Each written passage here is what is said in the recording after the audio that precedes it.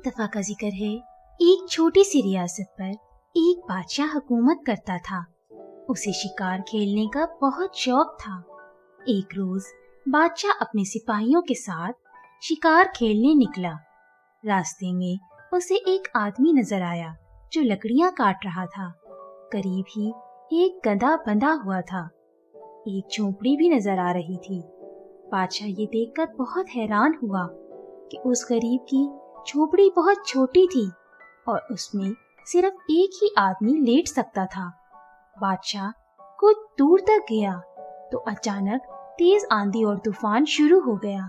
बादशाह के सिपाहियों ने फौरन उसे वापस जाने का मशवरा दिया, लेकिन बादशाह ने कहा कि तुम सब वापस चले जाओ, मैं इस आदमी की झोपड़ी में रात गुजारूंगा।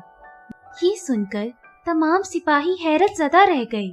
एक ने कहा कि बादशाह सलामत उस झोपड़ी में मुश्किल से एक आदमी ही रह सकता है, आप हमारे साथ वापस अपने महल में चलें। मगर बादशाह अपनी बात पर कायम रहा।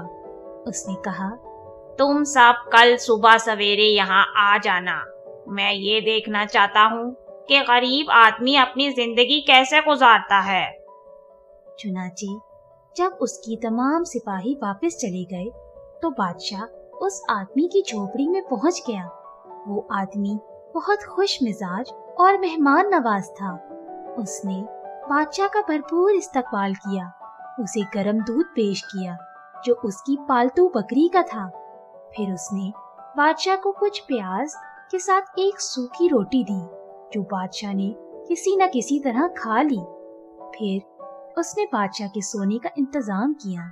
चुनांचे झोपड़ी में सिर्फ एक ही बिस्तर था, इसलिए वो खुद बाहर घुस पड़ा और गधे के करीब सोया और बादशाह को बिस्तर पर लिटा दिया। पूरी रात बादशाह को नींद नहीं आई क्योंकि उसे अपने महल के नरम बिस्तरों पर सोने की आदत थी। सुबह उसने उस आदमी से पूछा, आखिर तुम शहर में क्यों नहीं रहते? उस आदमी ने कहा, बादशाह सलामत, मेरे पास इतने पैसे नहीं होते कि मैं शहर के किराए बर्दाश्त कर सकूं। इस वजह से इधर रहने पर मजबूर हो गया हूँ। बादशाह को ये सुनकर बहुत दुख हुआ। उसने फौरन अपने महल का एक कमरा उसे मुफ्त में देने का हुक्म दिया और शाही खजाने से उसके लिए महाना वसीफा भी जारी करवा दिया।